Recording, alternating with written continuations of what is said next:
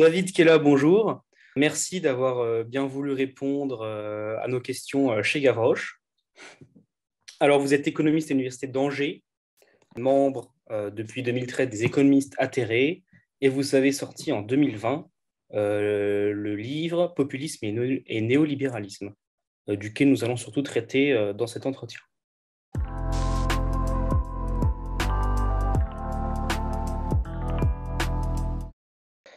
Alors, commençons dès maintenant les hostilités avec la première question, première d'une longue série. Alors, la première question. Donc, la confusion règne un peu entre libéralisme et néolibéralisme. Alors, est-ce que vous pourriez éclaircir pour nos lecteurs ces deux termes? Existe-t-il une filiation entre ces deux, entre guillemets, courants? Alors oui, il existe bien sûr une filiation. Il faut bien comprendre qu'on parle ici de doctrine politique, on ne parle pas de théorie économique. Il y a tout un ensemble de penseurs qui se réfèrent à la fois au libéralisme, d'autres au néolibéralisme. Parfois, ils disent qu'ils sont libéraux, mais en réalité, ils sont néolibéraux. Donc tout ça crée beaucoup évidemment de confusion. Et puis surtout, il n'y a pas comment dire, de Bible, ni du libéralisme, ni du néolibéralisme en réalité. Même si certains ont pu trouver dans Walter Lippmann, par exemple, le livre qu'il a publié, La Cité libre en 1930-38, voilà, des éléments de néolibéralisme. En réalité, ça ne se limite pas à quelques auteurs qui auraient tout d'un coup trouvé une théorie complète, une philosophie complète du libéralisme ou du néolibéralisme. En réalité, il y a plein d'auteurs qui ne sont pas tous d'accord entre eux. Mais nous, quand on veut réfléchir sur l'histoire de la pensée, on est obligé un peu de catégoriser, de ranger et d'essayer de trouver ce qui démarque les libéraux d'un côté, les néolibéraux de l'autre, puis on peut voir aussi les ultralibéraux. Voilà, tout un ensemble de courants de pensée qui sont chacun de ces courants sont un peu flexibles en quelque sorte, hein, et puis parfois ils se chevauchent. Alors pour répondre à votre question de manière plus directe, pour moi le libéralisme, donc c'est un ensemble de penseurs qui se réclament du libéralisme. Là, pour le coup, c'est assez simple, euh, qui sont des penseurs qui commencent, on va dire, au siècle des Lumières. Le siècle des Lumières, c'est alors bien sûr, on pense à la France au XVIIIe siècle, mais ça commence avant en Angleterre et en Écosse. Et dans cette partie du XVIIe, XVIIIe siècle, on a des penseurs qui pensent l'individu et qui pensent en réalité qu'une société est mieux organisée si les individus disposent de davantage de liberté, c'est-à-dire qu'ils soient moins, si je puis dire, oppressés par des institutions, par l'État. Et donc, on va retrouver ces libéraux, surtout en Grande-Bretagne, hein, puisque le Royaume-Uni a vraiment une tradition libérale extrêmement ancienne, qu'on retrouve d'ailleurs, qui sont très bien expliquées par Emmanuel Todd, et qu'on retrouve dans les institutions dès l'habeas corpus du XIIIe siècle. Et puis, après, on le voit dans le parlementarisme britannique qui se développe progressivement, la glorieuse révolution en 1688. Et puis progressivement, une forme de monarchie constitutionnelle basée sur le droit, mais le droit coutumier, ce qu'on appelle la common law britannique, et qui va arriver sur les démocraties modernes, et puis qui va donner d'ailleurs des métastases, si je puis dire, aux États-Unis, avec là aussi la déclaration d'indépendance, et puis ensuite, bien sûr, la Constitution américaine. Donc il y a voilà, des idées libérales qui sont dans l'air du temps, dans cette région de Grande-Bretagne, qui est un peu la patrie du libéralisme. Alors, l'objectif des libéraux, c'est d'émanciper l'individu. Et cette émancipation passe de fait par une réduction du pouvoir des institutions sociales, notamment bien sûr de l'État, mais passe pas forcément par la disparition de l'État, puisque même les plus libéraux de l'époque, par exemple John Locke, admet que l'État doit tout de même intervenir pour sauvegarder la propriété, pour sauvegarder tout un ensemble de respect des droits humains, pour juger aussi ceux qui outrepassent leurs droits, puisque le principe du libéralisme, c'est quand même de dire également que la liberté de quelqu'un s'arrête là où s'arrête la liberté d'autrui, c'est-à-dire il faut de toute façon organiser les conflits, et l'État, donc on lui délègue le pouvoir de juger, c'est ce que dit John Locke, c'est-à-dire qu'il est là aussi pour organiser les conflits d'intérêts. Alors, ce libéralisme-là, c'est le libéralisme tel qu'on le conçoit aujourd'hui en France, mais en réalité, ce que j'ai voulu démontrer, c'est que ce libéralisme, il se teintait donc d'origine britannique, il se teintait d'un autre libéralisme, qui est le libéralisme français. Et dans ce libéralisme, moi, je mets Jean-Jacques Rousseau. Et Rousseau n'est pas forcément considéré comme un libéral pour beaucoup de gens parce qu'il se réfère, en fait, il se réfère en grande partie à la tradition britannique, il ne faut pas croire, hein, les gens se lisaient entre eux, et notamment, il se réfère au problème du contrat social qui est plus ou moins posé déjà par Hobbes, donc bien avant lui. Mais il essaye d'expliquer, Rousseau, que le libéralisme de la primauté de l'individu sur tout n'est pas forcément toujours une solution. C'est-à-dire que pour émanciper les individus, on va aussi avoir besoin d'institutions sociales qui ne se limitent pas du pouvoir de juger, mais qui permet aussi d'apprendre en quelque sorte aux individus à être libres. Et c'est là qu'on retrouve une formule que j'ai trouvée assez intéressante, assez paradoxale. Hein. Pour moi, résume le libéralisme de Rousseau, qui est de dire il va falloir forcer l'individu à être libre. Et on voit bien que forcer l'individu à être libre, c'est un peu une contradiction dans les termes, mais ça veut dire une chose, enfin, tel que je l'interprète en tout cas, ça veut dire qu'il faut que les individus apprennent à vivre en société, d'où le principe du contrat social de Rousseau, mais il faut aussi que l'État intervienne pour éviter les oppressions privées, pour permettre l'éducation, pour réglementer les pouvoirs de force, les rapports de force entre les individus, pardon, et éviter qu'un individu libre oppresse un autre individu libre et du coup qui deviendrait moins libre. Et donc, ça entraîne un changement dans le rapport aux institutions. Il ne suffit pas simplement que les individus soient détachés des institutions sociales, mais encore faut-il que ces institutions sociales participent activement, si je puis dire, à l'émancipation des individus. Et en fait, ce que j'ai cherché à démontrer dans mon ouvrage, c'est que les libéraux britanniques du 19e siècle, de la fin du 18e, début 19e, notamment les grands libéraux, Adam Smith et John Stuart Mill, eh bien, ils ne s'appuient pas uniquement sur la tradition lockienne, c'est-à-dire qui dit que pour le libéralisme, pour émanciper les individus, il faut que l'État, en quelque sorte, les institutions sociales se désengagent, mais ils s'appuient également, leur libéralisme s'appuie également sur une intervention active de l'État. Et c'est vrai chez Adam Smith lorsqu'il dit qu'il faut que l'État intervienne sur le marché du travail parce que les rapports de force sont déséquilibrés en défaveur des salariés. Mais c'est vrai aussi chez Smith et chez Mill lorsqu'ils disent qu'il faut imposer l'éducation obligatoire. Hein, donc là, typiquement, ce n'est pas du tout un retrait de l'État, c'est au contraire. Hein, Adam Smith dit qu'il faut non seulement l'éducation obligatoire, mais garantie par l'État, avec des profs payés par l'État. Hein, donc on est déjà sur un truc extrêmement interventionniste. Et puis même Mill le dit, hein, il faut obliger les familles à éduquer leurs enfants. Il le dit très explicitement. Et puis Mill va aussi dire il faut un impôt important sur les patrimoines, notamment dans les droits de succession. Donc il faut aussi que l'État intervienne dans l'économie. Et Mill, qui est donc aussi un économiste, va aussi dire que le libre-échange n'est pas un principe libéral, ce qui est quand même assez fort, hein, puisqu'il dit l'État a le droit d'être protectionniste, mais si lui-même est libre-échangiste, c'est parce qu'il pense que c'est plus efficace et non pas parce qu'il n'en fait pas une question de principe. Ça aussi, c'est très important.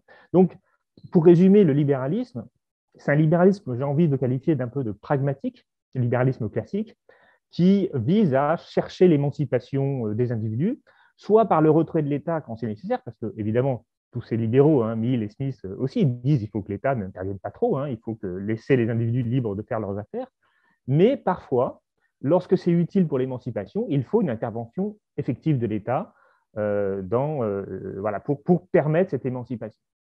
Donc ça, c'est pour le libéralisme. Alors ce libéralisme classique, de mon point de vue, il a été en partie dévoyé au XIXe siècle, puisque apparaît à ce moment-là une autre forme de libéralisme, qui est un libéralisme de strict laisser-faire au Royaume-Uni. Et donc ce libéralisme de laisser-faire, il n'a pas pour but d'émanciper les individus. En réalité, son but, en fait, ce que j'essaie d'expliquer, alors je ne le démontre pas, mais parce que voilà, il faudrait faire une thèse dessus, mais de mon point de vue, l'expression même laisser faire, laisser passer, c'est une expression qui en anglais est écrite en français, et elle renvoie en fait directement aux physiocrates de l'Ancien Régime, donc des économistes du milieu du XVIIIe siècle, qui étaient aussi très libéraux d'un certain point de vue, mais aussi très conservateurs d'un autre point de vue. C'est-à-dire qu'ils défendaient les intérêts des nobles, de la noblesse et des propriétaires fonciers. Et en fait, quand on regarde le système politique anglais du XIXe siècle, on s'aperçoit qu'en fait, il y a deux forces politiques dominantes dans ce système. Il y a les libéraux classiques, hein, donc de la classe bourgeoise, qui détiennent la Chambre des communes, c'est parce qu'à l'époque, le suffrage est censitaire. Et puis, il y a l'aristocratie anglaise, hein, qui, elle, a le pouvoir sur la Chambre des Lords, qui est très influente à l'époque, hein, beaucoup plus qu'aujourd'hui. Et donc, finalement, pour trouver une forme de compromis entre les intérêts de la bourgeoisie d'un côté et les intérêts de la noblesse de l'autre, ils vont faire un peu une fusion entre les idées des physiocrates d'un côté et les idées des libéraux classiques de l'autre. Et sous l'égide de Ricardo, ils vont devenir très libéraux, mais un libéralisme de laisser-faire, c'est-à-dire un libéralisme purement économique qui va en fait, évidemment, protéger les intérêts des plus riches et des plus puissants, hein, qui sont finalement les choses qui relient un peu ces deux classes sociales. Et ce libéralisme de laisser-faire, il va avoir des conséquences absolument dramatiques, c'est-à-dire qu'il ne va plus du tout chercher l'émancipation des individus, il n'y aura quasiment aucune loi sociale au Royaume-Uni pendant tout le XIXe siècle. Le travail des enfants de 11 ans n'a été interdit qu'en 1893. On n'a quasiment aucune loi sociale pendant toute cette période. On a un libre-échange qui est total après 1846. Et donc, ce libéralisme de laisser-faire va poursuivre comme ça jusqu'à la fin du XIXe siècle. Le souci qui va se passer, et c'est là j'en viens au néolibéralisme, c'est que ce libéralisme de laisser-faire, il va rentrer en crise à partir de la fin du 19e, début 20e, une crise qui a de multiples facteurs. Déjà, la contestation politique, hein, c'est-à-dire qu'au fur et à mesure qu'on va baisser le niveau de revenu qu'il faut pour pouvoir voter, on va élargir donc la base électorale dans la Chambre des communes, on va lui aussi renforcer son pouvoir, et de plus en plus d'ouvriers, hein, enfin de classe moyenne puis de classe populaire, vont commencer à avoir le droit de vote au Royaume-Uni. Et ça va bien sûr changer les rapports de force, et ça va donc faire émerger un mouvement ouvrier, hein, au Royaume-Uni comme partout ailleurs, qui va évidemment demander davantage d'égalité, davantage de respect, puis une véritable émancipation. Hein, donc c'est là qu'on va commencer à avoir vraiment l'éducation obligatoire qui va apparaître à la fin du XIXe siècle en France, en Angleterre, dans la plupart des pays européens. Et puis progressivement, voilà, et donc alors, excusez-moi, donc ces nouveaux droits sociaux qui sont accordés aux classes populaires, eh bien, ça va un peu désorganiser le système libéral du laisser-faire. Ça va en fait le transformer un peu. Et ça va aussi pousser la contestation, puisqu'on va avoir des vrais mouvements ouvriers qui vont apparaître. L'autre chose pour laquelle le laisser-faire ne fonctionne plus, c'est simplement déjà les talons or qui ne fonctionnent plus dès la Première Guerre mondiale, hein, dès la fin de la Première Guerre mondiale. Parce que les talons or, c'était très pratique. Ça voulait dire que l'État n'avait plus du tout à gérer la monnaie. C'était les talons or et les talons argent qui géraient la monnaie. Autre problème qui va se passer, c'est la concurrence, hein, c'est-à-dire que l'émergence de très grandes entreprises dès la fin du 19e siècle dans tous les pays européens et aux États-Unis va entraîner la fin effective de la concurrence. Donc le libéralisme qui est fondé sur la libre concurrence, eh bien, en fait, il est un peu pris en porte-à-faux. Et donc, tout ça va se dérégler. Et ça va évidemment totalement exploser au cours des années 30, après la crise de 29. Et donc là, on a des libéraux, donc des gens qui sont partisans a priori du laisser-faire, du marché libre, qui sont surtout très opposés à l'interventionnisme qui se développe dans un certain nombre de pays, et notamment sous l'influence du fascisme et du communisme, même si le communisme, à l'époque, n'est pas encore la grande question de ces libéraux. Et donc, ça donne l'impression que l'économie de marché, en fait, est menacée. Et donc, ils essayent de reformuler une doctrine libérale, mais qui a la particularité de ne plus s'appuyer sur le laisser-faire. C'est-à-dire que vraiment, ils vont rejeter complètement l'alliance avec les physiocrates et ils vont réfléchir sur quelle doit être la bonne intervention de l'État dans l'économie, puisque l'État ne veut plus juste laisser faire le système économique. Et là, ils vont inventer un autre libéralisme qui n'a rien à voir là aussi avec le libéralisme classique premier, c'est-à-dire qu'ils vont reformuler les questions. Et la question qu'ils vont formuler, c'est comment l'État doit intervenir pour que les marchés fonctionnent. C'est-à-dire qu'auparavant, on pensait que les marchés étaient quelque chose de naturel, qui fonctionnait spontanément, et toute intervention de l'État les perturbait. Maintenant, on pense en fait un peu différemment. On pense que l'État doit organiser le cadre dans lequel les marchés vont s'émanciper, c'est-à-dire qu'il doit stabiliser la monnaie, garantir l'ordre social, promouvoir le libre-échange, maintenir la concurrence. Hein, c'est les 4 grands piliers du néolibéralisme, parce que tout ça ne se fera jamais spontanément. Mais en même temps, il pense que le système économique doit quand même fonctionner sur des marchés mus par les lois de l'offre et la demande. C'est-à-dire qu'ils pensent que c'est le marché qui doit être le régulateur de la société, de l'économie et de la société, mais que pour que ce marché fonctionne, il faut une intervention de l'État sur le cadre dans lequel s'épanouit le marché. C'est-à-dire qu'ils sont en fait pour que l'État intervienne pour aider et accompagner le développement du marché. Et c'est ça la différence avec les libéraux du laisser-faire d'avant. Voilà. Et donc, ça veut dire qu'ils ne sont pas contre l'État, bien sûr que non, mais ils ne sont pas non plus pour un État émancipateur de l'individu. C'est ça aussi qu'il faut bien comprendre. C'est-à-dire que ce qui a totalement disparu dans l'analyse du néolibéralisme, c'est l'émancipation des individus. Ils pensent que, par définition, si on laisse les marchés libres, alors les individus vont être libres et donc émancipés. Et c'est totalement contraire avec ce que disait justement Adam Smith ou même John Stuart Mill. C'est la raison pour laquelle il faut distinguer ce néolibéralisme des libéralismes classiques antérieurs. Alors, je reviens sur quelque chose qui est pas dit, mais qui me fait poser des questions. Alors, dans cette construction du libéralisme et du néolibéralisme, on a des économistes qui fondent notamment ces principes. Donc, Claude Lippmann, bon, on connaît les noms, et même bon, Ricardo Smith, ça reste des économistes, et donc des scientifiques.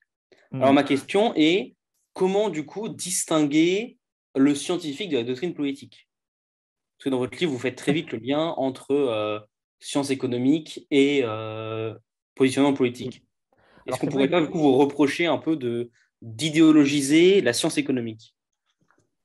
Alors, il y a deux choses différentes. D'abord, la doctrine et la théorie sont pour moi deux choses totalement différentes. La doctrine, c'est une manière cohérente de penser l'action politique.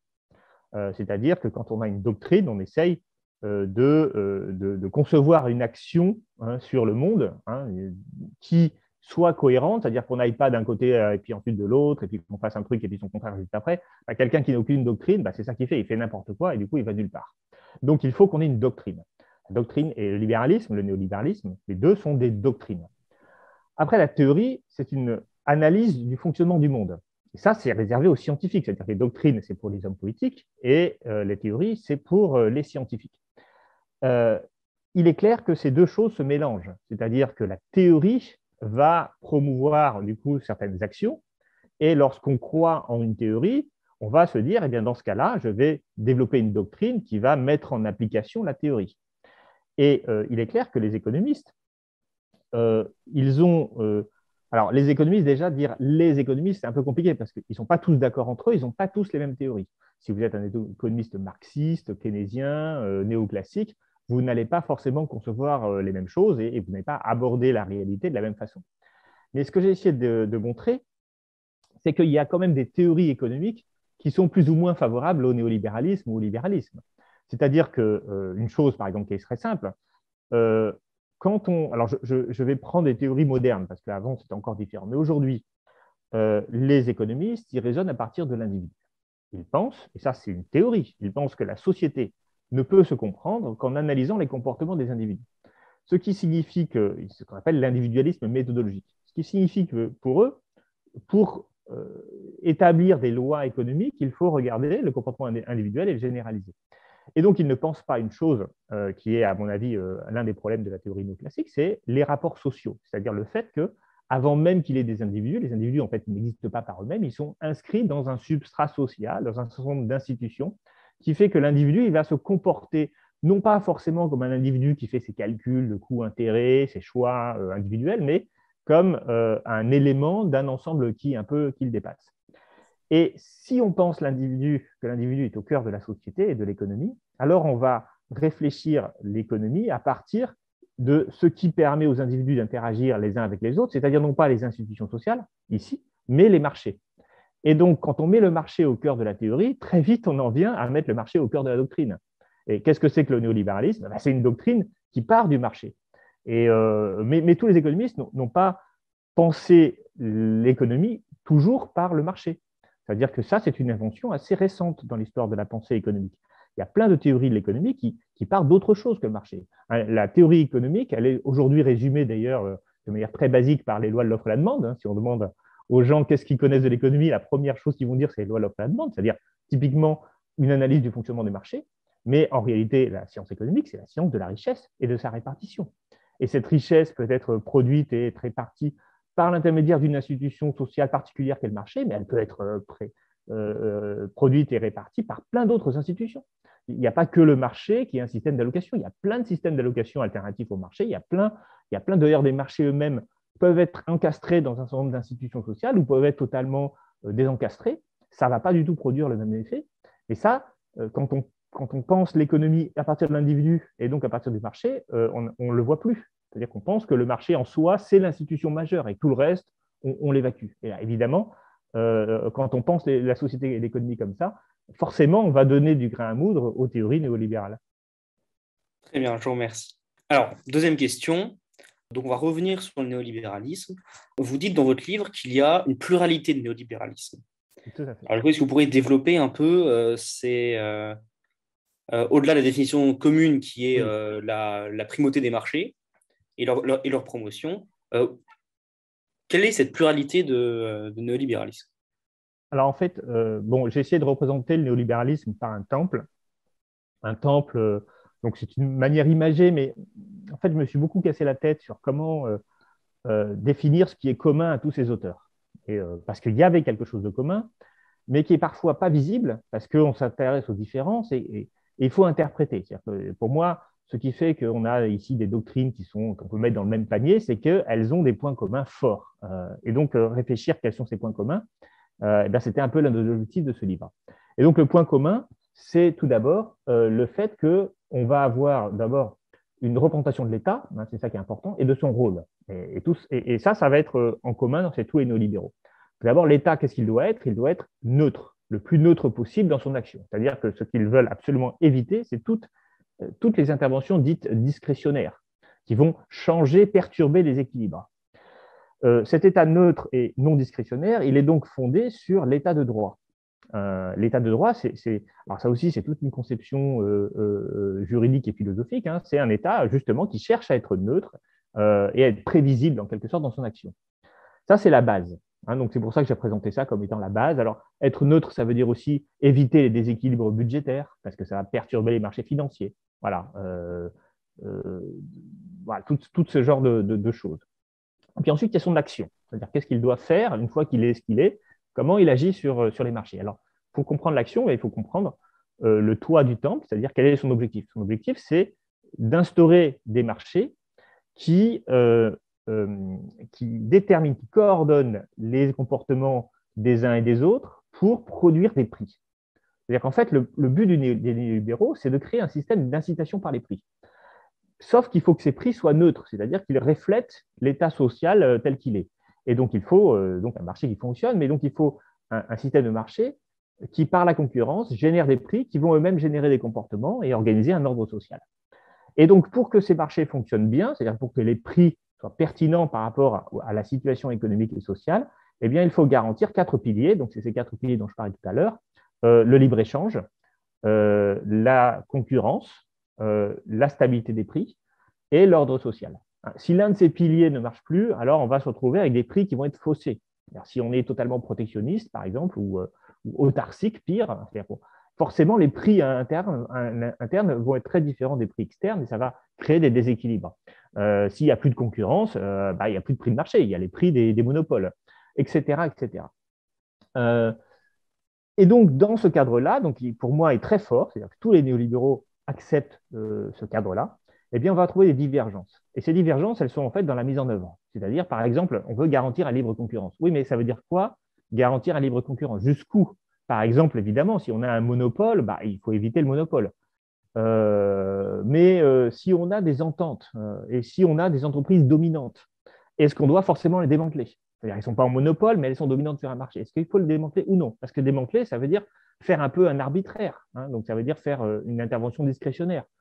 Et donc, ça risque de perturber le marché. Donc là, il y a des conflits entre les néolibéraux sur le degré d'intervention qu'il faut pour l'État pour démanteler les monopoles et intervenir pour rétablir la concurrence.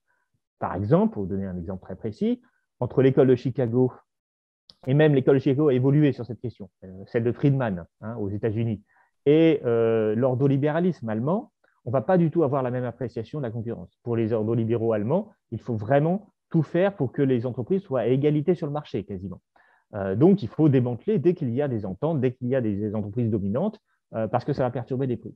Pour l'école de Chicago, le problème, surtout, c'est les prix de monopole. Il ne faut pas qu'il y ait des prix de monopole. Mais en fait, un monopole peut tout à fait avoir peur d'un concurrent qui rentrerait sur le marché et donc avoir des prix qui soient proches des prix de libre concurrence. Et dans ce cas, le fait qu'il soit un monopole, le fait que les producteurs s'entendent, ce n'est pas très grave tant que les prix sont faibles parce qu'ils sont menacés par un éventuel entrant. Vous voyez, donc dans les deux cas, on a bien cette réflexion sur la concurrence, mais elle n'aboutit pas du tout au même résultat. Une autre chose qui les distingue beaucoup, c'est la question de la monnaie. Alors là, on va avoir trois visions différentes. Je vous ai dit, le but c'est d'avoir des prix stables. Parce qu'évidemment, si on a des prix stables, si on n'a pas de prix stable, pardon, il n'y a plus de prix qui va coordonner les comportements des gens. Donc, tout le système ne fonctionne plus. Si on a une forte inflation.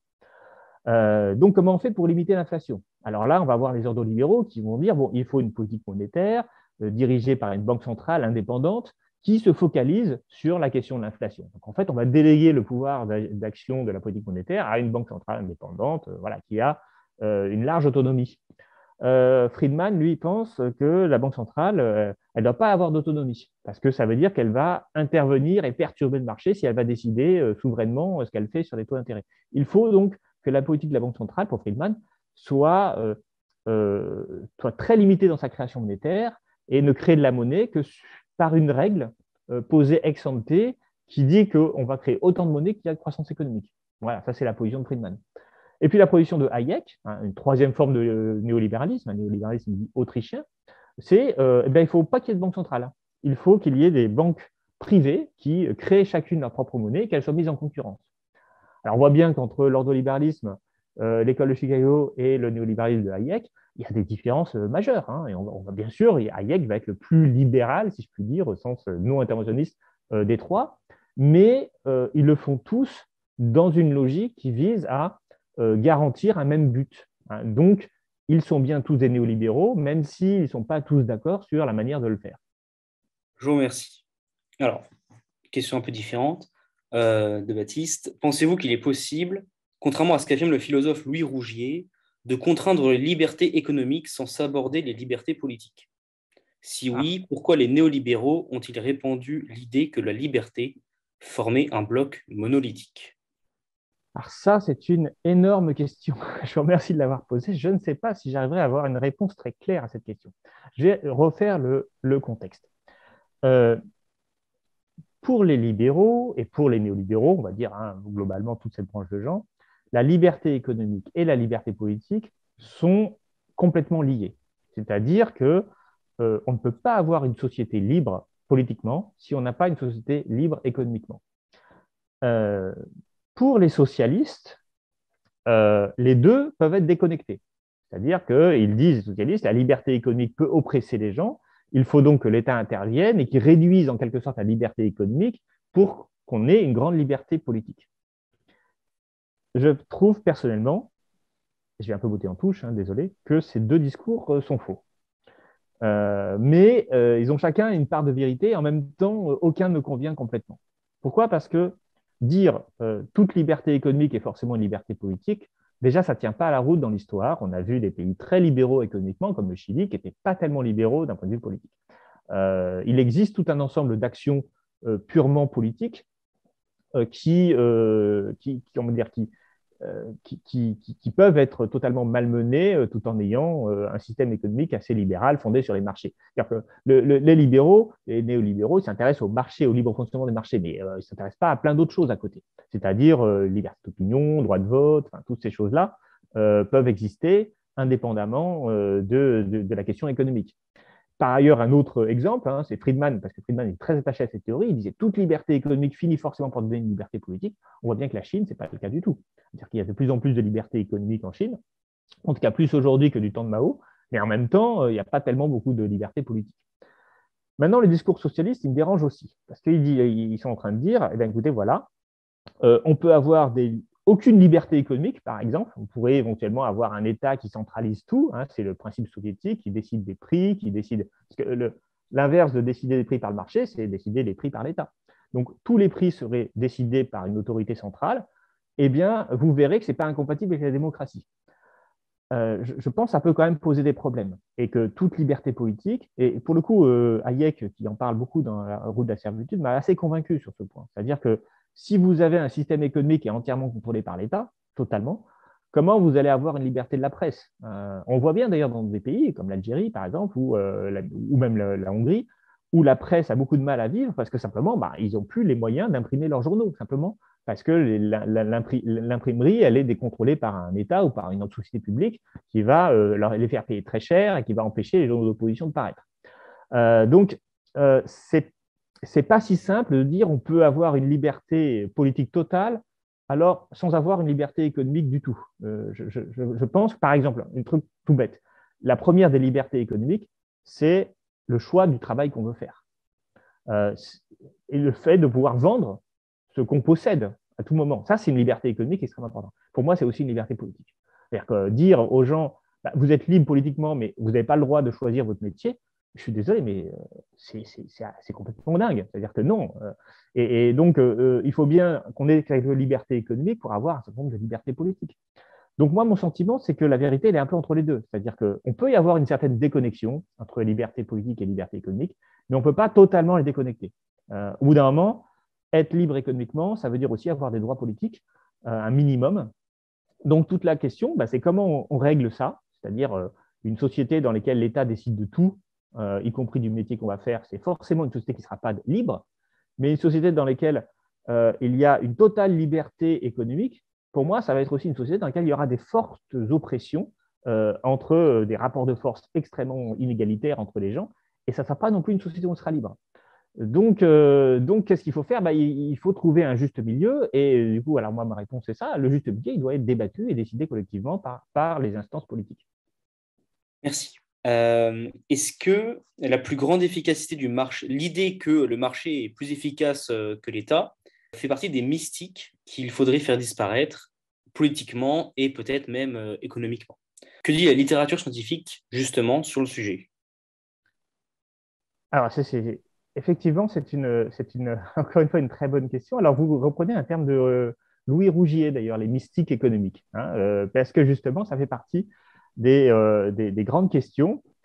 C'est-à-dire qu'on a tendance à penser, surtout quand on est un économiste, que l'intervention du marché est toujours plus efficace et l'intervention de l'État est toujours mue par l'inefficacité. Or, pour démontrer ça, on a parfois un peu de mal. C'est-à-dire que c'est difficile à démontrer que l'État est toujours inefficace et le marché est toujours efficace. Alors, ce sont les économistes eux-mêmes qui ont cherché à démontrer l'efficacité des marchés. Et en particulier, ils ont cherché à le démontrer.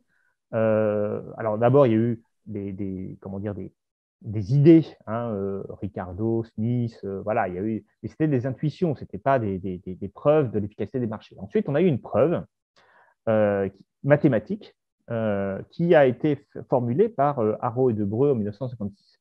Et Arrow et Debreu, ils ont un modèle mathématique, purement mathématique, où ils expliquent, ben voilà, si on a une société d'économie de marché avec un système de prix complet, avec une concurrence parfaite, avec des rendements décroissants, etc., il y a tout un ensemble de conditions, alors on peut démontrer qu'il existe un optimum, c'est-à-dire un système de prix qui permet d'égaliser toutes les offres et les demandes, et on peut démontrer, c'est ça l'intérêt, que ce système il est optimum au sens de Pareto, c'est-à-dire qu'il n'y a aucune inefficacité. Parce qu'il faut aussi dire ce que c'est que l'efficacité. Hein. L'efficacité, c'est l'absence totale de gaspillage, c'est-à-dire que toutes les ressources sont allouées aux personnes qui en ont le meilleur usage. C'est ça, en fait, l'efficacité du système économique. Et donc, ils ont réussi à démontrer l'existence d'un équilibre dans ces conditions. Mais le problème, c'est qu'il y a deux problèmes. D'une part, les conditions qui sont posées dans les formules mathématiques, elles sont totalement irréalisables. Par exemple, tout à l'heure, j'ai dit un système de prix complet. Qu'est-ce que ça veut dire, un système complet de prix? Ça veut dire qu'on connaît les prix pour toutes les marchandises qu'on veut acheter. Déjà, ce n'est pas évident. En fait, on ne connaît pas tous les prix parce que voilà, les prix, il y en a plein. Hein, il faut toujours les chercher. Parce que pour prendre une décision, il faut quand même qu'on connaisse tous les prix. Mais en plus, comme il faut qu'on prenne une décision maintenant par rapport au futur, c'est-à-dire il faut qu'on sache si on achète quelque chose aujourd'hui ou demain, si on investit dans une maison qu'on va rembourser sur 20 ans, combien, il faut qu'on puisse savoir, par exemple, combien on sera payé dans 20 ans. C'est-à-dire qu'il faut qu'on ait une assurance totale du prix d'aujourd'hui, mais des prix de tout l'avenir. C'est-à-dire qu'on sache les prix de tout, non seulement aujourd'hui, mais demain, après-demain, dans 10 ans, dans 20 ans, jusqu'à la fin de sa vie. Et ça, c'est complètement impossible, parce que ça veut dire qu'il n'y a plus aucune imprévisibilité. Alors évidemment, s'il n'y a plus aucune imprévisibilité, bah forcément, voilà, on peut avoir un système efficace. Mais le principe, c'est que l'économie, elle est là pour gérer l'imprévisibilité. Donc c'est totalement absurde comme hypothèse. Alors, on a déjà commencé à dire un truc qui ne peut pas être vrai, ou alors qui s'il était vrai, effectivement, nous permettrait d'avoir un optimum. Mais dans ce cas-là, si on savait tout, je veux dire, l'État pourrait tout à fait décider de tout dans ce cas-là, et être efficace, hein, si tout était connu. Donc ça, c'est le problème. Puis alors, il y a plein d'autres problèmes, la question des rendements décroissants, dont j'ai parlé un peu dans le livre, plein d'hypothèses qui sont absolument irréalistes. Et il y a une deuxième raison pour laquelle cette preuve pose problème, c'est qu'on a réussi à démontrer qu'il existait un équilibre, on n'a pas réussi à démontrer qu'il existait un chemin par lequel on arrive à l'équilibre. C'est-à-dire qu'en fait, les économistes ils postulent un principe de tâtonnement. Alors, pour redire un peu les choses, l'équilibre, c'est un système de prix. Il faut qu'on ait des prix pour tout, qui égalisent les offres et les demandes de tout. Mais le problème, c'est qu'on part aujourd'hui d'un système de prix aléatoire, par exemple, qui n'est donc pas à l'équilibre. La question qui se pose, c'est est-ce que on peut, par une règle simple, partir d'un système de prix totalement aléatoire pour arriver à ce système de prix optimal? Pour ça, la règle que les économistes ont pensée, c'est pas compliqué. Quand l'offre est supérieure à la demande, alors les prix quand l'offre est supérieure à la demande, les prix baissent, et puis quand la demande est supérieure à l'offre, alors les prix augmentent. Et si on fait ça, si on a un incrément des prix qui apparaît progressivement au fur et à mesure que les offres et les demandes sont déséquilibrées, est-ce qu'à partir de là, on pourra arriver à un équilibre total de tous les prix, c'est-à-dire offre égale demande partout? Eh bien, ça a été mathématiquement démontré que non, en fait, on ne pouvait pas. On ne pouvait pas présager l'évolution. On avait une évolution des systèmes de prix qui était totalement chaotique. C'est-à-dire qu'on a démontré qu'on ne pouvait pas atteindre ce système de prix. Et donc, ça veut dire que c'est idiot. C'est-à-dire qu'on a une preuve de l'existence d'un ou de plusieurs équilibres. On sait qu'on peut prouver qu'il existe un système de prix optimal, mais sous des conditions extrêmement rigides. Mais par contre, on arrive aussi à prouver qu'on ne peut pas y arriver.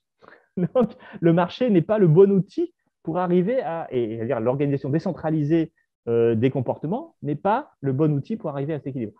Et donc, on a plutôt démontré que le marché ne marchait pas, en fait.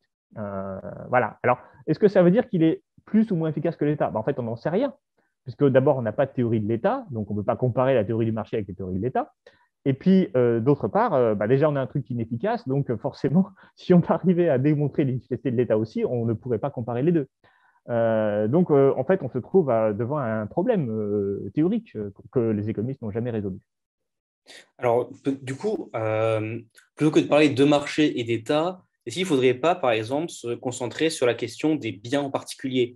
Je pense, par exemple, vous avez pas mal réagi à la question sur les réseaux sociaux, à la question du nucléaire, par exemple, la mise en marché de l'électricité. Est-ce qu'il ne faudrait pas voir sur tel ou tel marché particulier, ou marché à advenir, etc., quel est le système le plus efficace en vue de certains objectifs comme l'accessibilité à tous, le prix le plus bas, ou que sais-je.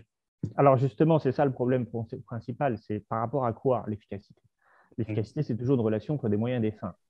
Il y a des gens qui vont dire ce qui est efficace, c'est les énergies renouvelables, parce que leur objectif, c'est de maximiser les énergies renouvelables, c'est-à-dire d'éviter à la fois les énergies carbonées et puis le nucléaire pour des raisons tout à fait légitimes de danger, de sécurité, d'accident, etc., et de réchauffement climatique. Bon, il y en a qui vont dire l'efficacité, c'est quand même d'avoir une industrie, une énergie à bas coût et qui permet d'être pilotable. Alors là, on va dire finalement le nucléaire, c'est pas mal. Ou alors le gaz, ou alors le charbon. Le charbon, c'est à bas coût. Oui, mais le charbon, ça pose d'autres problèmes. Ça émet beaucoup de CO2. Donc, en fait, on est là, on ne peut pas comparer. On peut pas comparer. C'est toute une question de choix politique. C'est-à-dire, quelle est notre priorité? Est-ce que notre priorité, c'est d'avoir l'électricité pas chère? Est-ce que notre priorité, c'est d'avoir l'électricité pilotable? Est-ce que notre priorité, c'est d'avoir une électricité qui n'émet pas de CO2? Et là, je suis désolé, mais l'idée que les économistes pourront répondre à cette question est absurde. Parce que les économistes, ils ne sont pas là pour décider à la place des gens. La société doit débattre entre elles de quel type d'énergie elle veut. Est-ce qu'elle veut faire des économies d'énergie, par exemple? Jusqu'à quand? Et les économistes, eux, doivent se mettre au service des objectifs des gens. Et là, on revient sur, pour moi, le fond du problème de tout ça, parce qu'on n'a pas beaucoup parlé du populisme, mais c'est la démocratie. C'est-à-dire que l'économiste ne peut pas décider à la place des gens quel doit être le but. Moi, j'ai un peu la même réflexion sur le temps de travail, par exemple. Il y a un grand débat sur les 35 heures. Est-ce que c'est efficace ou non, les 35 heures? Poser la question comme ça, c'est idiot. Les 35 heures sont efficaces pour baisser le temps de travail, parce que c'est ça leur but. Mais si on veut baisser le temps de travail, il faut faire les 35 heures, c'est évident. Si notre objectif, c'est autre, alors, par exemple, est-ce que ça permet de baisser le chômage? Là, on peut éventuellement discuter, parce que là, tout le monde n'est pas d'accord. Moi, je pense que ça fait baisser le chômage. D'autres diront non. Bon, il y a des études pour moi, il y a plutôt des études convaincantes pour dire que ça a baissé le taux de chômage, peu importe. Mais est-ce que ça va rendre les gens plus riches? Là, pas forcément. Peut-être que ce n'est pas le but, d'ailleurs. Hein. Peut-être que le but, c'était de baisser le temps de travail et puis de réduire le taux de chômage. Et que la question du PIB par habitant n'était peut-être pas la question principale à laquelle devait répondre la baisse du temps de travail. Voilà, donc ces questions-là, pour moi, elles doivent être débattues collectivement et discutées. Toute la question de l'efficacité, pour moi, elle n'a pas de sens si elle n'est pas encadrée par une proposition politique. Et d'ailleurs, l'un des problèmes qu'on a aujourd'hui dans le système politique, c'est qu'on ne met pas en avant suffisamment les objectifs qu'on veut avoir. On a des hommes politiques qui disent qu'ils veulent bien gérer. Qu'est-ce que ça veut dire bien gérer? Bien gérer par rapport à quoi? Par rapport à qui? Ça c'est du discours managérial qui, pour moi, qui doit être totalement exclu de ce que doit être un grand débat national comme on a aujourd'hui pour les présidentielles. Alors, du coup, alors, je reviens du coup sur la question de l'énergie. Alors, plutôt que de dire arbitrer entre nucléaire, gaz, etc., moi, ma question, c'est surtout qu'est-ce qui est le plus efficace en termes notamment de prix, genre, en prenant l'exemple du nucléaire, pour avoir l'énergie la moins chère, pour avoir le prix du nucléaire le moins cher possible. C'est ça la question. Alors, oui. Exactement.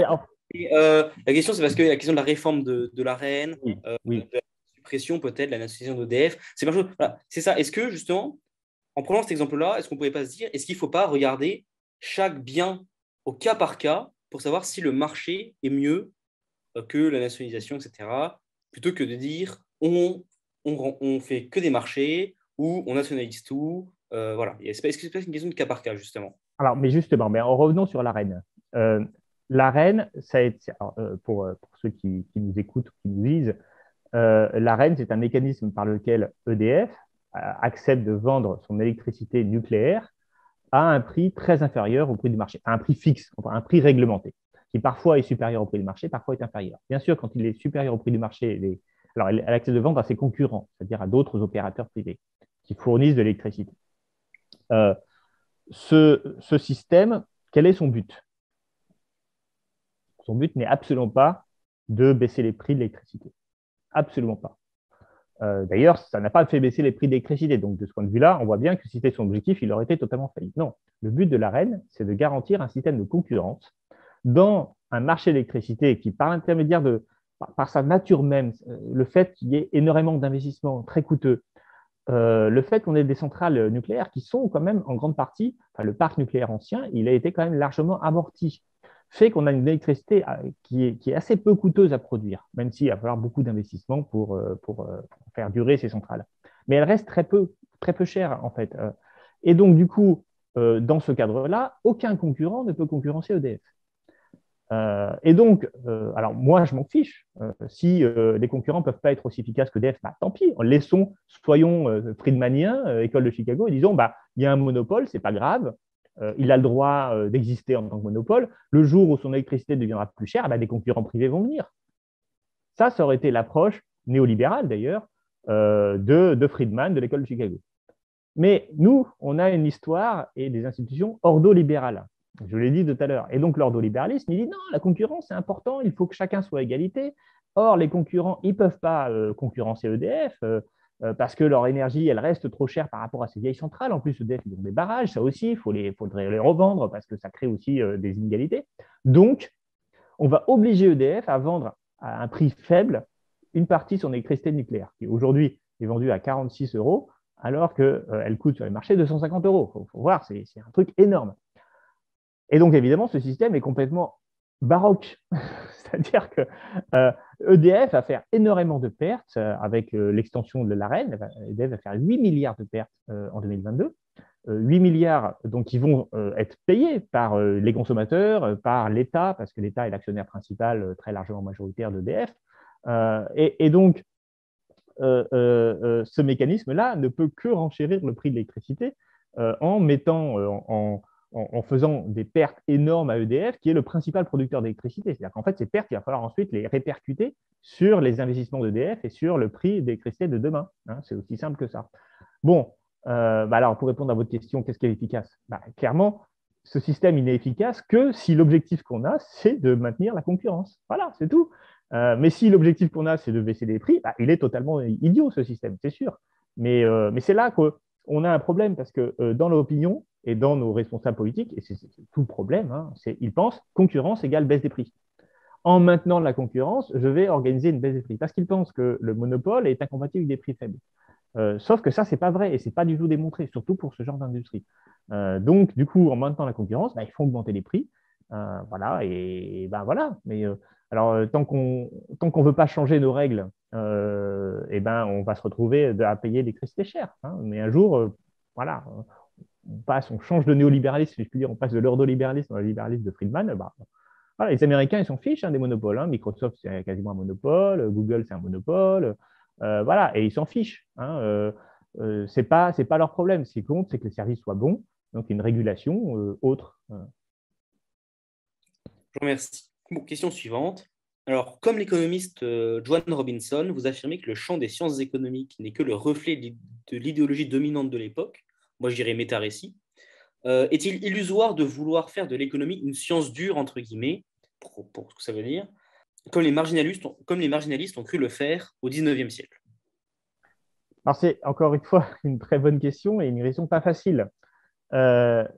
L'économie, c'est une science sociale, c'est-à-dire qu'elle analyse les rapports sociaux, qui sont des rapports économiques, mais pas que. Hein, quand on regarde au sein d'une société, tout ça est mêlé, c'est-à-dire que les rapports économiques sont aussi des rapports politiques, qui sont aussi des rapports sociaux. Autrement dit, quand on a beaucoup d'argent, on a plus de pouvoir, hein, et pas que du pouvoir économique, du pouvoir politique également, et on peut influencer davantage la société. Donc tout ça est entremêlé, et il est vrai que les économistes ont longtemps pensé leur discipline un peu sur un mythe, sur une fable, et ce mythe, c'est celui de l'autonomie de l'économie par rapport au reste de la société. L'idée des économistes, c'est qu'on pourrait tout analyser à partir de l'économie, puisque l'économie est une science par elle-même, pour elle-même, et que elle n'a pas à s'intéresser ni à l'histoire, ni à la géographie, ni à la sociologie pour comprendre les choses économiques. En gros, si vous voulez, là, il existe une sphère économique qui est autonome des autres sphères. Sauf que nous savons bien que ce n'est pas vrai et que ce n'est pas possible, hein, puisque, comme j'ai dit, tout est un peu lié.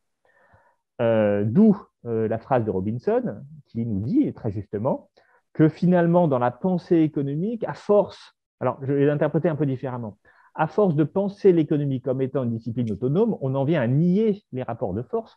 Et comme on nie les rapports de force, eh bien, on est en train de servir l'idéologie dominante, hein, parce que l'idéologie dominante, c'est elle qui domine. Donc, elle a surtout besoin qu'on arrête de se poser des questions. Voilà, mais ça, c'est une approche de l'économie. Il y a d'autres approches de l'économie qui intègrent ces paramètres. Moi, c'est ce que j'essaie de faire notamment. Alors, c'est pour ça que je m'appuie sur des anthropologues, sur des sociologues, sur des juristes. Hein, j'ai des sciences politiques. Il y a énormément de livres de sciences politiques qui sont étudiés dans mon ouvrage, parce que je pense que si on veut analyser l'économie sans lier les rapports de force économiques aux rapports de force politiques et sociaux, on se plante complètement, on ne dit que des bêtises. Maintenant, est-ce que ça veut dire que l'économie n'est plus du tout une science, que l'économie, c'est qu'une affaire de conviction et d'opinion et de militantisme, et qu'on peut dire tout et n'importe quoi? Je ne crois pas. Alors, là aussi, moi, je reste un scientifique dans l'âme. Je veux comprendre, je veux trouver des rapports de cause à effet. Seulement, mon spectre est plus large que la simple économie. Je veux montrer comment l'économie agit sur la politique et le social, en gros, comment l'économie agit sur le social, comment le social agit sur la politique. Et je veux être capable de lier, de comprendre tous ces phénomènes ensemble. Mais je veux le faire de manière scientifique, de manière rigoureuse, en appuyant sur des chiffres, en appuyant sur une démonstration, en essayant de regarder ce que les auteurs, les intellectuels ont dit avant moi, et donc de trouver des vraies choses. Hein, parce que si c'était qu'une affaire d'opinion, j'ai envie de dire, pourquoi je m'embêterais à écrire des livres? Je pourrais écrire des pamphlets voilà, ou des tweets sur Twitter et dire, voilà, moi, ce que je pense, c'est ça, et puis, merde, si vous n'êtes pas d'accord. Voilà, mais évidemment, moi, ça ne me satisfait pas, quoi. Donc, il y a bien une part de scientificité, comme d'ailleurs, je pense, dans toutes les sciences sociales. Mais il ne faut pas non plus penser qu'on va découvrir des lois universelles économiques, et surtout, il faut surtout arrêter de penser que l'économie est détachée des autres sciences sociales.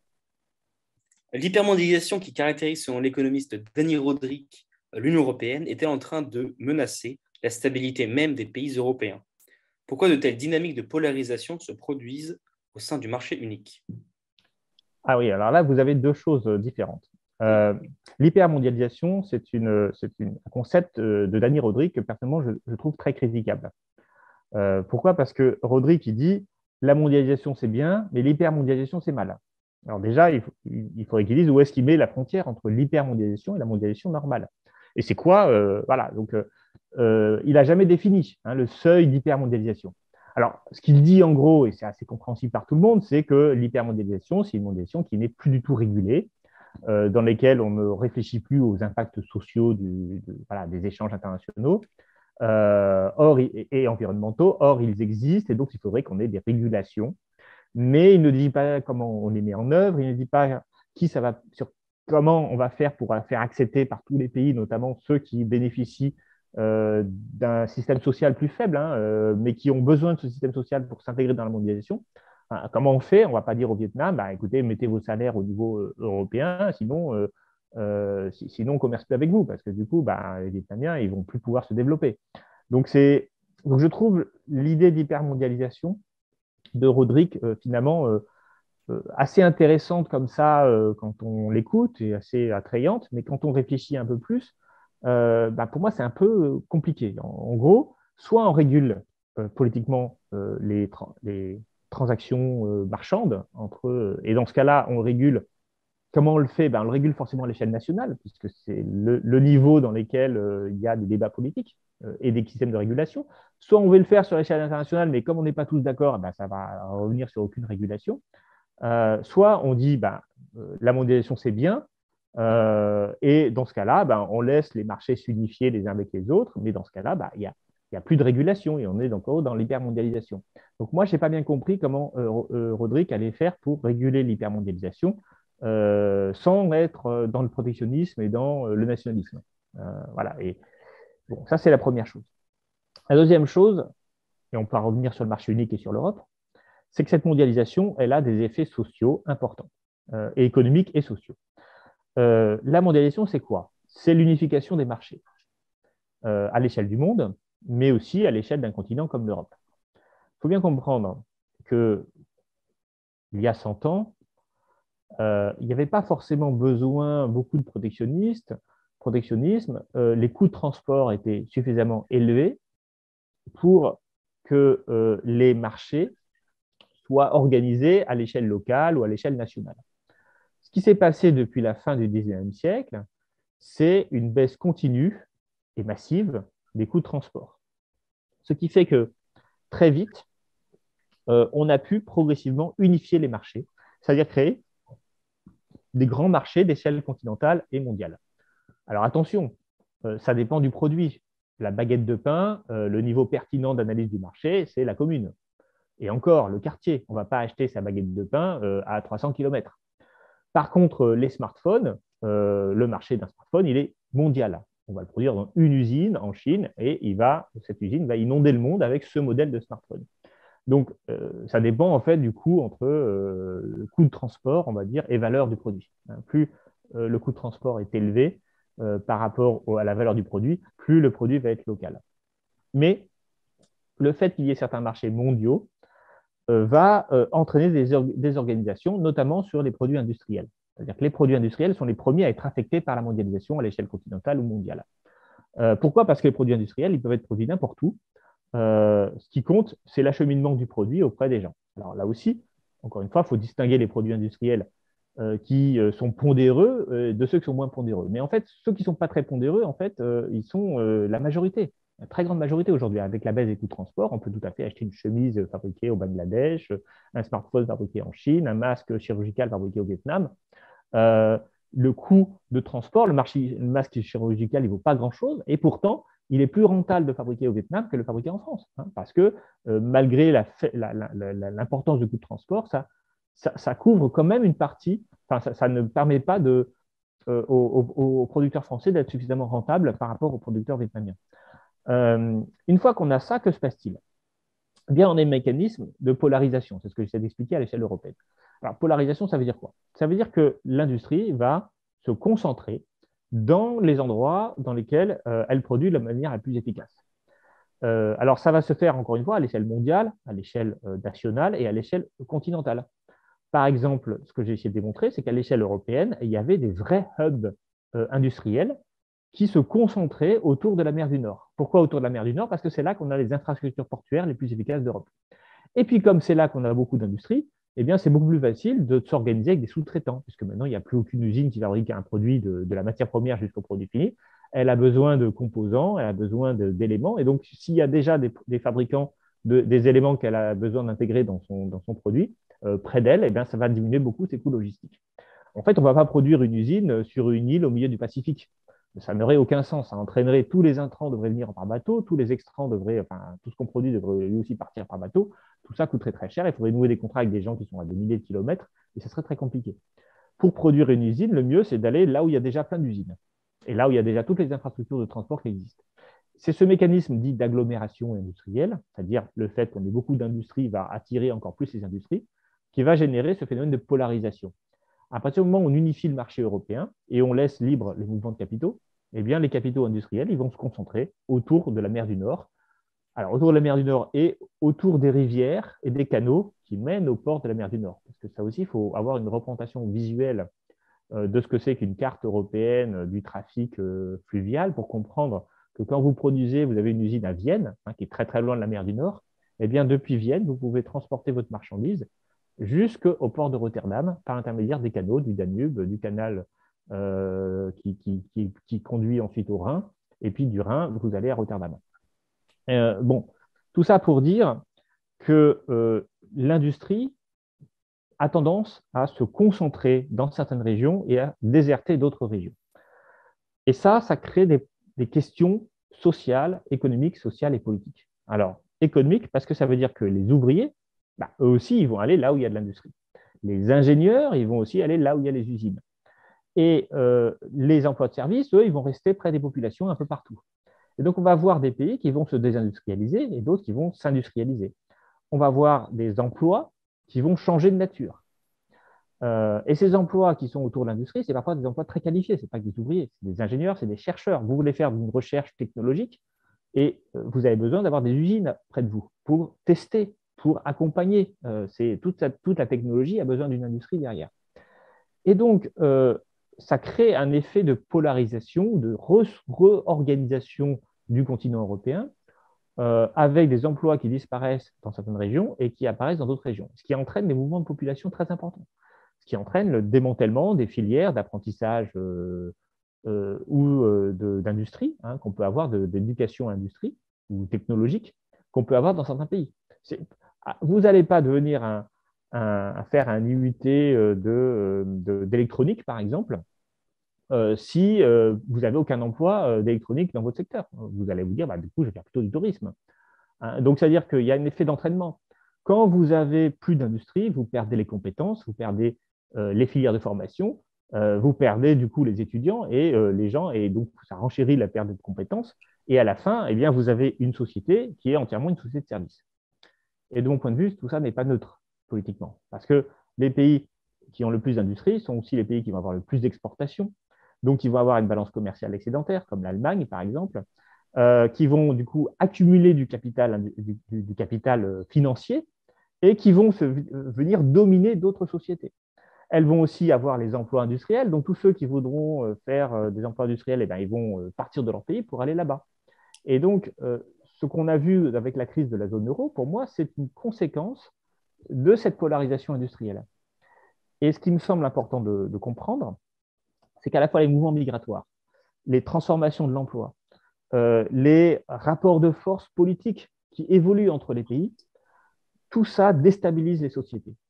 Et ça, je me réfère à William Graham, qui est un psychosociologue britannique, qui a publié un livre en 1914, juste avant la Première Guerre mondiale, qui parle de la grande société, the Great Society. Et ce qu'il dit, c'est qu'en fait, parce qu'il analyse déjà les effets de la mondialisation à cette époque, il dit c'est pas pareil de pouvoir acheter du beurre, du pain, du jambon qui vient de son village, comme dans la société traditionnelle, on va dire pré-capitaliste, que d'acheter, d'avoir plein de marchandises, mais dont on ne sait pas d'où elles viennent, dont on ne connaît pas les producteurs, qui ont des circuits de distribution qui nous échappent totalement. Là, il y a le développement d'une forme d'anomie, c'est-à-dire qu'il n'y a plus de lien social, il n'y a plus de lien direct entre le producteur et le consommateur. Comme il peut y avoir, par exemple, aujourd'hui, on essaie de le retrouver dans les AMAP, par exemple. Mais OK, c'est très bien, on sait ce qu'on mange parce qu'on connaît l'agriculteur qui a fait pousser les légumes qu'on a mangés. Mais dans tout le reste, ça nous échappe totalement. Et ça, cette anomie, pour moi, elle est la cause d'une fragilité, d'une fragilisation sociale et personnelle que les gens ont par rapport à l'économie. C'est-à-dire que l'économie, on a l'impression qu'elle nous domine totalement, qu'on n'est plus maître des rapports économiques qui sont aussi des rapports sociaux. Puisque tout ce qu'on achète, on ne sait pas comment c'est produit, on ne sait pas d'où ça vient, on sait pas, voilà, on est perdu dans le grand marché mondial. Et ça, c'est pour moi une des crises importantes d'aujourd'hui. Je vous remercie. Alors, on va commencer maintenant à parler populisme. Alors, dans votre livre, vous montrez que le populisme ne peut pas être une réponse aux problèmes issus du néolibéralisme. Pourtant, alors, le Brexit, achevé par Boris Johnson, semble, in fine, améliorer le sort des travailleurs britanniques. On a vu les salaires augmenter fortement, le salaire minimum augmenter fortement au Royaume-Uni, ce qui serait signe que les travailleurs ont repris la main dans le bras de fer qui les opposait au patronat. Alors, est-ce que, comme Jacques Sapir, vous affirmeriez que le Brexit est un succès? Le populisme est-il forcément inadapté pour répondre aux crises provoquées par le néolibéralisme? Alors évidemment, vous prenez l'exemple particulier quand même du Brexit. Oui, j'ai mis le Brexit comme un mouvement populiste. Mais attention, le populisme, pour moi, ce n'est pas des mouvements politiques. Ce n'est pas des décisions politiques. J'ai d'ailleurs essayé de bien caractériser ça dans mon livre. Mais le populisme, c'est un état social. C'est un état de la société. Cet état de la société, il peut effectivement engendrer le Brexit, il peut engendrer l'élection de Donald Trump, il peut engendrer le mouvement des Gilets jaunes, il peut engendrer les conservateurs réactionnaires de Pologne et de Hongrie. Et donc, il peut engendrer plein de choses. Il peut aussi engendrer Podemos. Voilà. Donc, ce que j'ai voulu expliquer dans ma définition, la manière dont je caractérise le populisme, c'est donc un état de la société. Et cet état de la société, il est le produit d'une défiance de la population vis-à-vis des institutions. Et c'est bien la défiance des Anglais vis-à-vis à la fois du gouvernement de Cameron et des institutions européennes, parce que Cameron était pour le maintien dans l'Union européenne, qui a entraîné le Brexit. C'est bien la défiance vis-à-vis des politiques d'Emmanuel Macron qui a entraîné le mouvement des Gilets jaunes. On pourrait penser aux anti-vax, aux anti-pass sanitaires, etc., aux anti-masques, enfin, tous ces anti de la crise sanitaire, ils sont bien aussi le produit d'une défiance vis-à-vis des autorités scientifiques, médicales et politiques, évidemment, du pays. Pareil pour chez Trump, etc. Bon, alors, du coup, la réponse à la question, est-ce que le populisme est toujours mauvais? Je dis oui, parce qu'une société qui vit sur la défiance, ce n'est pas une bonne société. Maintenant, est-ce que les conséquences du populisme, c'est-à-dire le mouvement des Gilets jaunes, Podemos, le Brexit, et c'est toujours mauvais? Non, ce n'est pas toujours mauvais. Hein, mais ça ne veut pas dire qu'il peut, sur une terre abîmée, il peut émerger des jolies fleurs. Voilà. Après, moi, je ne me positionnerai pas par rapport à ce que dit Jacques Sapir sur le succès du Brexit. Oui, il y a eu des hausses salariales qui sont en partie liées à un changement. Alors, ce n'est pas que le Brexit, hein, c'est aussi un changement de mentalité de la part de Boris Johnson, de la part des conservateurs. Et c'est déjà vrai chez Theresa May avant Boris Johnson. Donc, c'est aussi un changement de vision de la politique. Par ailleurs, les hausses de salaire minimal, elles ne sont pas réduites au Royaume-Uni, elles existent dans d'autres pays, y compris aux États-Unis. Il y a un grand débat sur le salaire minimum. Là, on vient de le voir en Allemagne, qui vient augmenter de 25% le salaire minimum. Et puis, elles sont effectivement dues un peu au Brexit quand même, puisqu'il y a le Brexit, la conséquence du Brexit, ça a été qu'un certain nombre de salariés, de travailleurs des pays de l'Est ont dû retourner chez eux. On s'est retrouvé en manque de main-d'œuvre, hein, surtout de main-d'œuvre peu qualifiée. Et du coup, ça a incité les gouvernements à remettre. Parce qu'en fait, le problème, c'est qu'il y avait un taux de chômage qui était extrêmement faible au Royaume-Uni au moment du Brexit. Donc, si vous avez tout un ensemble de salariés qui partent et que vous voulez quand même faire tourner la machine, il va bien falloir inciter des gens à revenir sur le marché du travail. Et donc, ça a été la conséquence, ça a été d'augmenter les salaires minimaux pour inciter des personnes qui étaient un peu retirées du marché du travail de se réinvestir dedans. Donc oui, il y a une. Mais après, le Brexit, c'est pas que ça. Enfin, je veux dire, Oui. le Brexit, voilà, ça aussi. Enfin, là, j'ai pas envie. Ce qui est sûr, c'est que le Brexit n'a pas été une catastrophe. Ça, on peut tous être d'accord avec ça.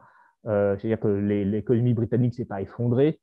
Maintenant, je suis pas sûr que ça ait changé tant de choses que ça en réalité. C'est-à-dire Et que là c'était pas non aussi, plus les plus intégrés au marché européen, à l'Union européenne non non, plus. non, ils n'étaient pas dans l'euro. Il y avait pas mal de choses, ils n'étaient pas dans Schengen. Donc, voilà, moi, je n'ai pas envie de me positionner par rapport au succès ou à l'échec du Brexit. La seule chose que je peux dire, et ça c'est évident pour tout le monde, c'est que ça n'a pas entraîné le chaos économique et politique au Royaume-Uni. Hein. Ce qui entraîne le chaos politique, c'est plutôt certains comportements de Boris Johnson. Voilà, mais le Brexit n'a pas eu de conséquences économiques lourdes pour le Royaume-Uni. Et donc, de ce point de vue-là, si on pense que ça peut être considéré comme un succès, après, après, ça peut aussi être considéré comme finalement euh, l'Union européenne n'est, comment dire, alors, en fait, excusez-moi, ce que j'aimerais voir quand même, c'est l'emploi industriel au Royaume-Uni dans Mm. les années qui suivront le Brexit. Parce que ça, pour moi, ça serait intéressant de regarder. Le Royaume-Uni, c'est l'un des pays qui s'est le plus désindustrialisé sous l'effet du marché unique. Hein, c'est moins de 30% d'emplois industriels entre 2000 et 2017, 2018, 2019, je crois même.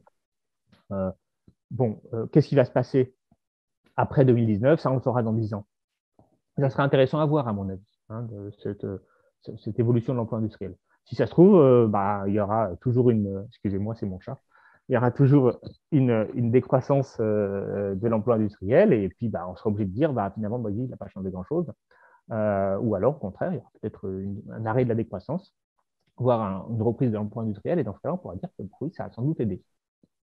D'accord. Alors, donc, si j'ai bien compris, le populisme pour vous, c'est une sorte de populisme d'atmosphère pour Oui, c'est une désorganisation sociale. ça.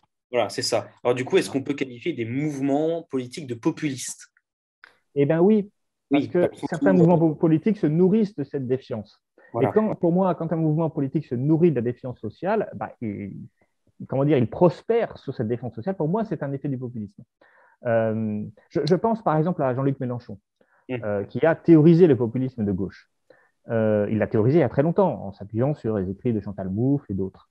Quand je vois son comportement politique, clairement, il attise la défiance. Hein, et Mm. pas que la critique, parce qu'il y a une différence. Bien sûr, quand on est un opposant politique, on peut critiquer le président, ce n'est pas un souci. Mais Mélenchon ne fait pas que critiquer le président.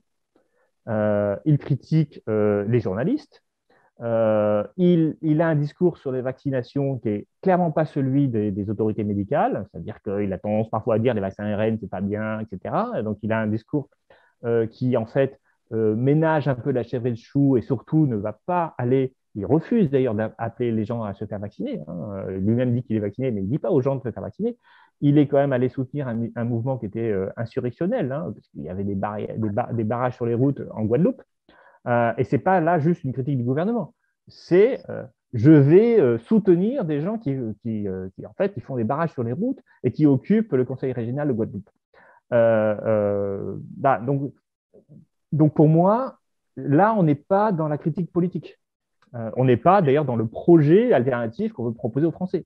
On est sur un mouvement qui s'appuie sur la défiance des institutions. Alors, autre chose d'ailleurs qui relève de cela, c'est une mesure que Mélenchon a toujours beaucoup mis en avant, c'est la révocation, la révocation des élus. Il Mm. faut que les élus, quand ils trahissent, ils puissent être révoqués. Bon, ça déjà, c'est une mesure qui part du principe que les élus, ils sont des traîtres. Et donc, il faut les empêcher de trahir. Hein. Donc, déjà, on n'a pas confiance. Ça veut dire qu'il y a une défiance vis-à-vis voilà, des élus qui est posée. Et encore une fois, ce n'est pas juste je veux changer la Constitution. Après, bien sûr, il y a tout un ensemble de projets de Mélenchon qui relèvent du projet, qui relèvent de la politique traditionnelle.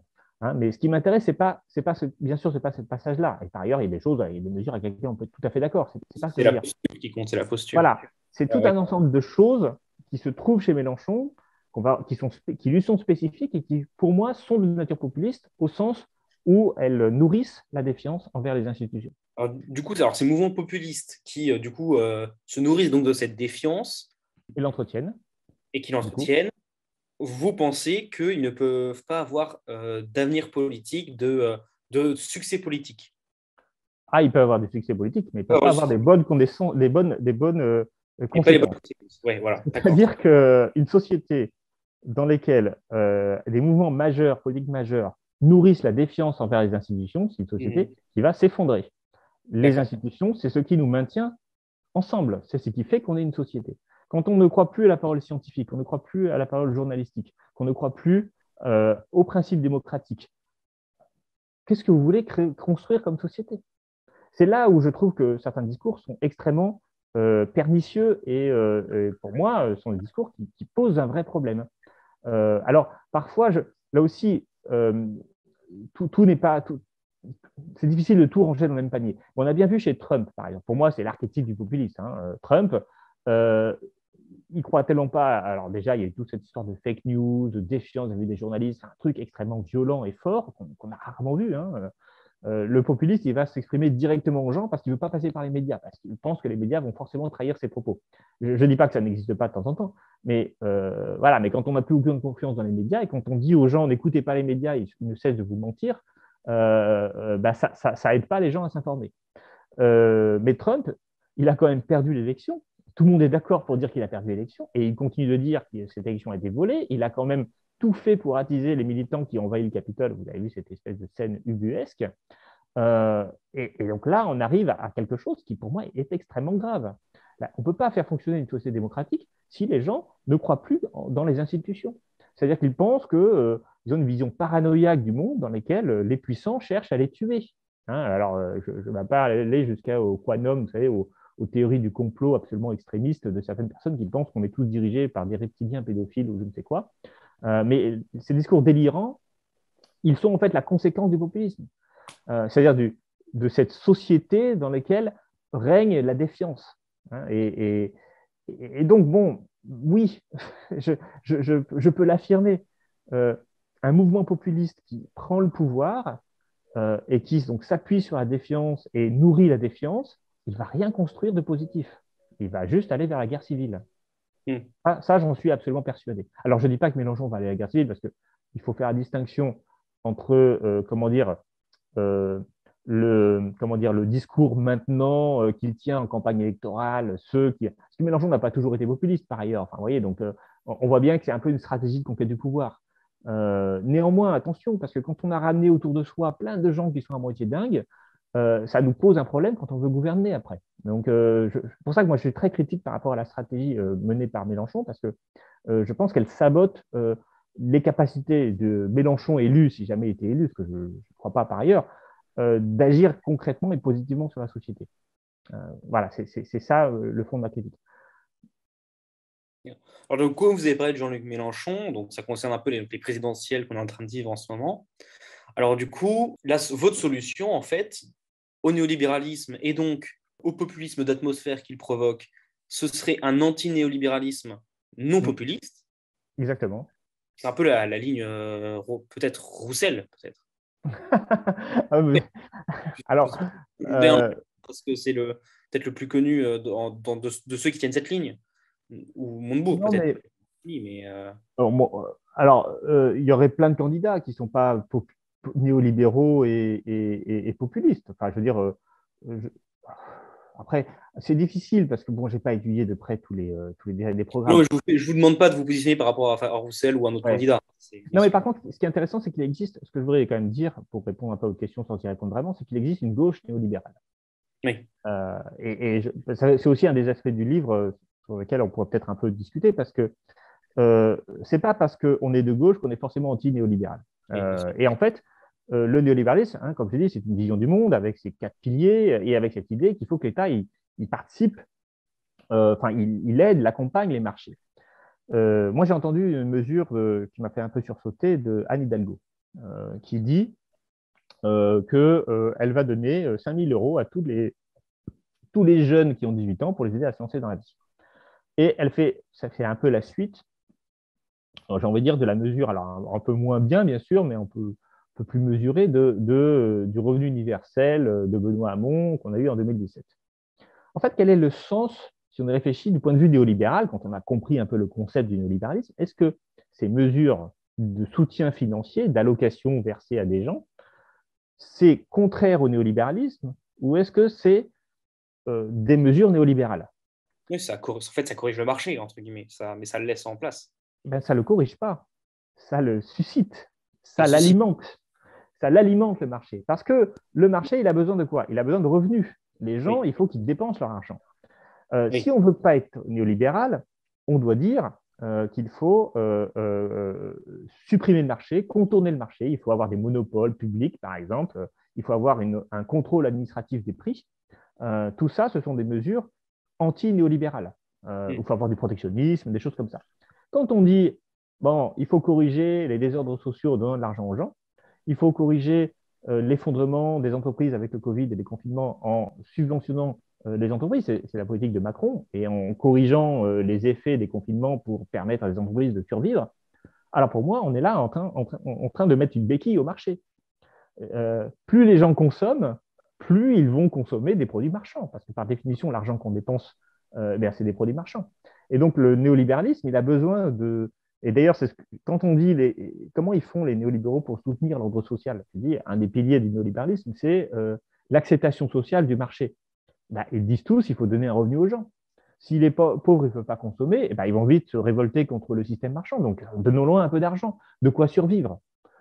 Ou, pourquoi pas, si on est de gauche, on va leur donner un peu plus pour qu'ils soient un peu mieux. Voilà, oh, regardez, c'est de gauche. Bien sûr, c'est de gauche, mais c'est totalement néolibéral également.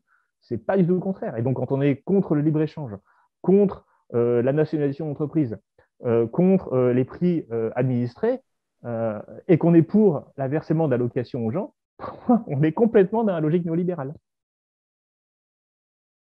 très bien. Pour rester sur la question du présidentiel, est-ce que vous êtes optimiste quant à la place qu'occupera la question économique dans le débat public? Et du Bon, coup, quelle sera la place du néolibéralisme dans le corpus idéologique des candidats? Voilà.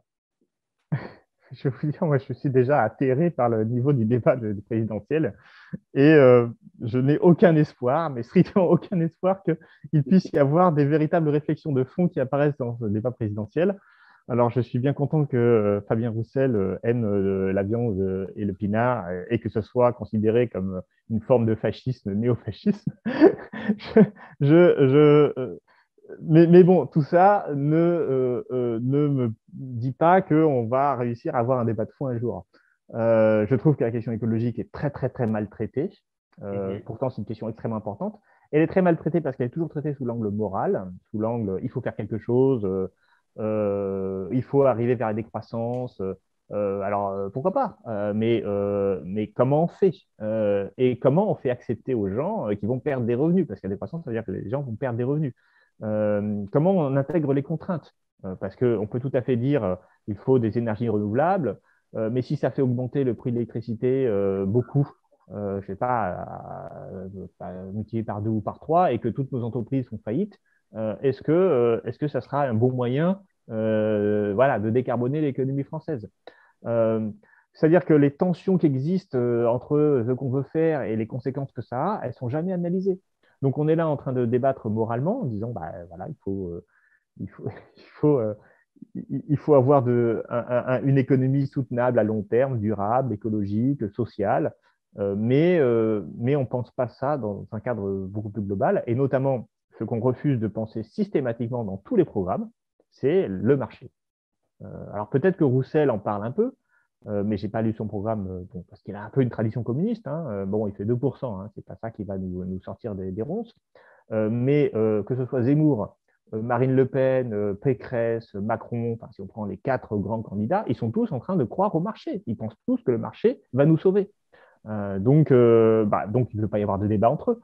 Jadot et Hidalgo, pour moi, ils pensent pareil. Quant à Mélenchon, je suis désolé, mais il n'est pas très très clair en fait. Hein.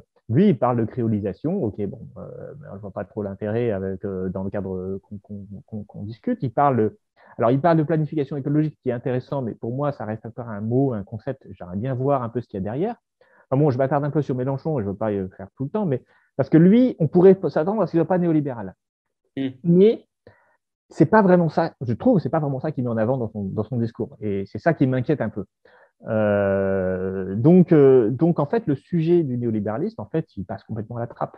Moi, j'aimerais bien qu'on ait un candidat qui nous dise, alors ils le disent parfois comme ça, je vais complètement réformer le marché de l'électricité. Donc Mélenchon le dit par ailleurs, hein, mais il faudra aller au-delà. Est-ce qu'on veut mener une politique commerciale protectionniste, hein? Est-ce que on accepte de réglementer des prix, par exemple? Est-ce qu'on accepte de nationaliser? Alors, Mélenchon le dira sans doute, il veut nationaliser l'industrie pharmaceutique, des choses comme ça, mais encore une fois, il le dit, mais je ne pense pas que ce soit entendu parce que ce n'est pas ça qui met en avant, malheureusement. Est-ce que, du coup, la question de l'Europe se pose, hein, c'est-à-dire si on veut sortir du marché unique. Euh, alors, là aussi, on dit on ne va pas respecter les traités. Mais sortir du marché unique, ce n'est pas une décision qu'on peut prendre politiquement, parce que on est complètement dans le droit européen. Donc, sortir du marché unique, ça veut dire sortir du droit européen.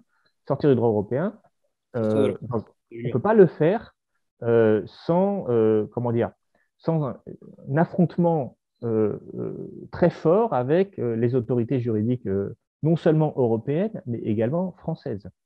Et ça pose un vrai problème parce que on peut pas, pour moi, je veux pas qu'on sorte de l'état de droit. Je suis anti-néolibéral, mais je ne suis pas anti tout ce que disent les néolibéraux. Les néolibéraux mettent comme principe fondamental que l'État doit être un État de droit, mais je suis d'accord avec ça. Et donc, si on ne veut pas sortir de l'État de droit et qu'on veut ne pas respecter les règles européennes, alors il va falloir qu'on change les traités. Et changer les traités, c'est pas simple, ou alors qu'on sort de l'Union européenne. Et ça aussi, c'est pas simple. Et donc, là aussi, Mélenchon ne va pas jusqu'au bout du raisonnement. Parce qu'il fait comme si c'était tout à faire une négociation entre États. C'est-à-dire qu'il suffirait d'avoir un rapport de force avec l'Allemagne pour changer toute l'Europe. Mais non, l'Europe, c'est des institutions, c'est des règles de droit. Elles sont déjà dans le droit français. Et ces règles de droit, il va falloir, c'est pas en discutant avec l'Allemagne qu'on va les changer. C'est en refondant les traités européens ou en changeant notre constitution. Voilà. Et donc là, pour moi, il y a toujours un peu des non-dits. En fait, pour résumer, le problème du néolibéralisme, c'est qu'il est tellement incrusté dans notre droit et dans nos institutions. Je parle ici de la France et pas que de l'Europe. Parce que même sortir de l'Europe, ça ne suffit pas à sortir du néolibéralisme, hein.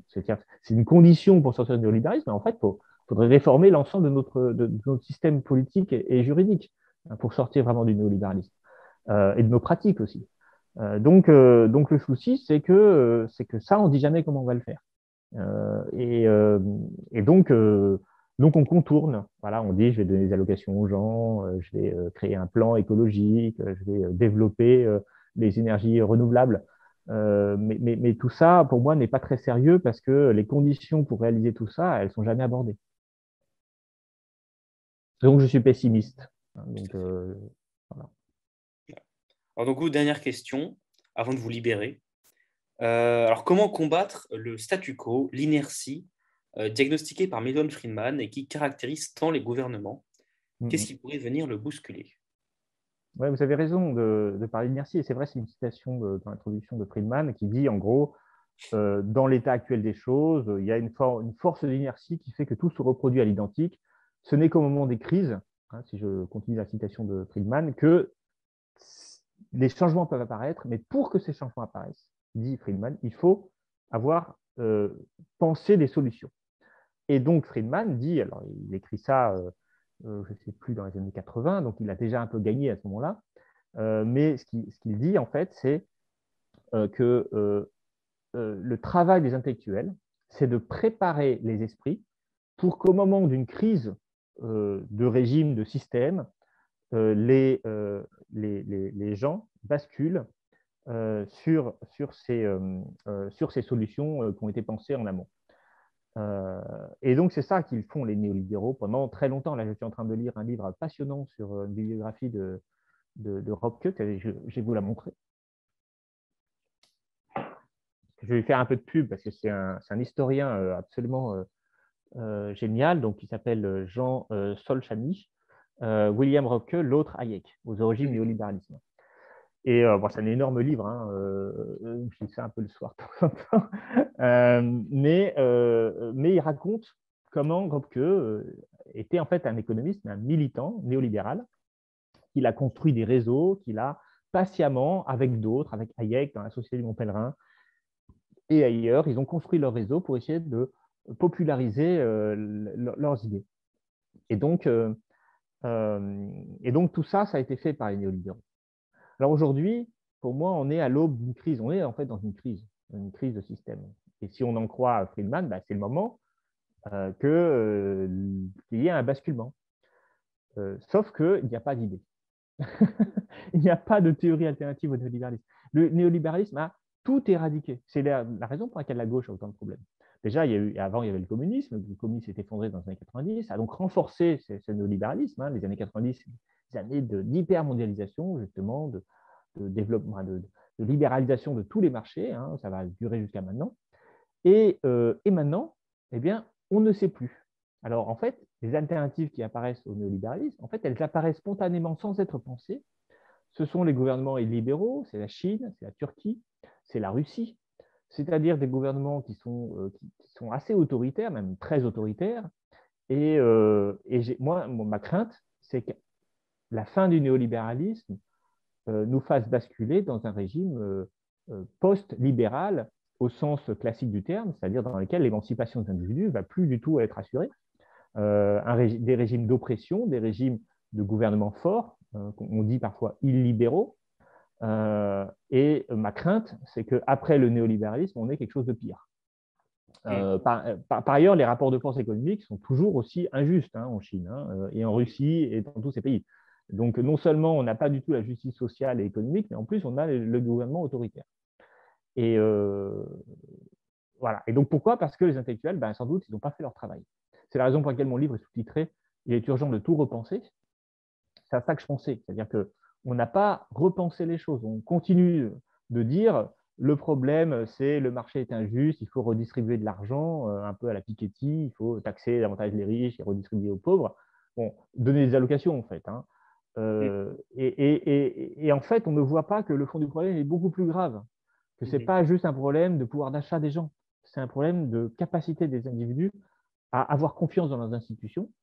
Et ils n'ont pas confiance dans les institutions parce que ces institutions n'ont quasiment plus de pouvoir et ne peuvent plus rien faire. Le politique qu'on élit, il n'a plus la capacité de changer le monde dans lequel on vit. Et donc, évidemment, la démocratie est en train de s'effondrer, en fait, sous nos yeux. C'est-à-dire qu'on n'y croit plus, on ne va plus voter. Les taux d'abstention sont très importants. On va avoir, à mon avis, un taux d'abstention record encore pour cette présidentielle. Et dans ce cadre-là, eh bien, ce qui va accéder, c'est sans doute des régimes autoritaires, avec des interventions discrétionnaires. Enfin, donc, on ne sera plus du tout dans le néolibéralisme, avec un état de droit qui sera mis mal en point, qui va peut-être disparaître également. Donc, on ne sera plus du tout dans le régime néolibéral. Donc, on sera bien sorti du néolibéralisme, mais on sera rentré dans des choses qui seront bien pires. Et c'est ça mon inquiétude. Je vous remercie. Alors, c'est peut-être sur ces notes pessimistes qu'on va s'arrêter. Oui. Alors, du coup, je rappelle quand même donc, le titre de votre livre, Populisme et néolibéralisme. Il est urgent de tout repenser. Édition de Boeck Supérieur pour le prix d'une vingtaine d'euros. Voilà. Exactement. Et je vais en écrire un autre. Je suis en train de travailler sur la suite. Qui va s'intéresser au capitalisme, au néolibéralisme managérial, que je n'ai pas du tout abordé, mais qui est, à mon avis, une composante importante du néolibéralisme. C'était prévu dans cet ouvrage, mais pour des raisons de taille, j'ai dû au bout d'un moment l'arrêter. Et donc, je vais reprendre et refaire encore un livre de 300 pages, je pense, mais qui complétera. J'espère qu'à la fin, après, j'aurai terminé avec le néolibéralisme. J'ai hâte. Et il paraîtra en octobre, normalement, tout va bien. Très bien. Bon, vous remercie de bien vouloir être intervenu pour Gavroche. Merci, et on vous souhaite bonne continuation et à une prochaine fois.